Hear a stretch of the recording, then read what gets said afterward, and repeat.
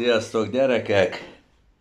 Egy rejtett üzenet címmel egy videót találtam a Facebookon, ami a YouTube-ról volt belinkelve, és arról szólt, hogy egy ilyen vatikáni felvétel keretében valamilyen istentisztelet volt. Egy fiatal pap vagy alszerpap ott egy szövegből kántálva felolvasott, és a felirat sávon pedig latinul és magyarul megjelent a szöveg.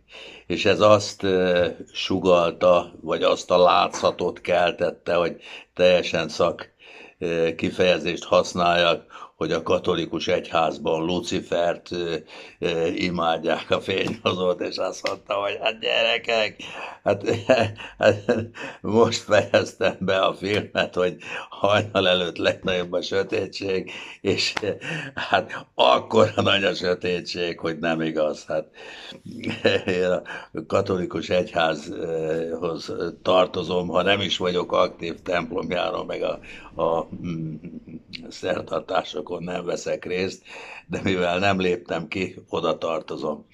És fiatalon megadatott nekem az, hogy én annak idején papnak készültem, és latinul tanultam a gimnáziumban, sőt latinból is érettségiztem.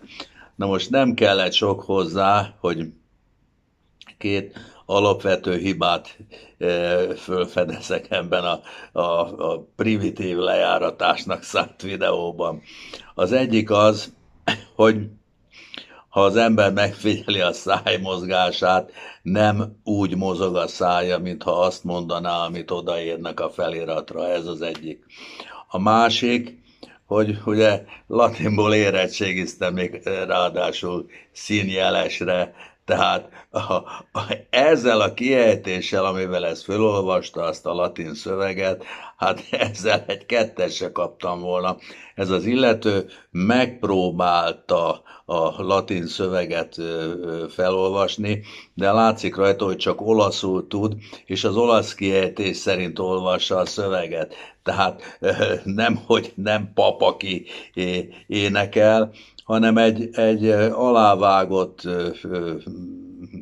utánzat szöveg, egy hamisítvány, ami tulajdonképpen olyan gyenge hamisítvány, mint amikor a kisebbik fiam hazajött egyszer a piacról, hogy nézd apa, Adidas jacket vett nekem anya, és majd ránéztem, és azt mondtam, fiam, ez Adiac, nem Adidas, és nagyon el volt keseredve, hogy a filztollal, meg nem tudom én célnavarrással kellett korrigálni, hogy az Adidasnak nézzen ki. Hát ezen a filmen nem lehet úgy korrigálni, hogy ez bárki számára hiteles legyen. Szegénységi bizonyítvány. Végül is ez a katolikus egyháznak még egyfajta dicsőség, hogy ennyire próbálják lejáratni, mert döglött kutyába nem rúg senki. Sziasztok gyerekek!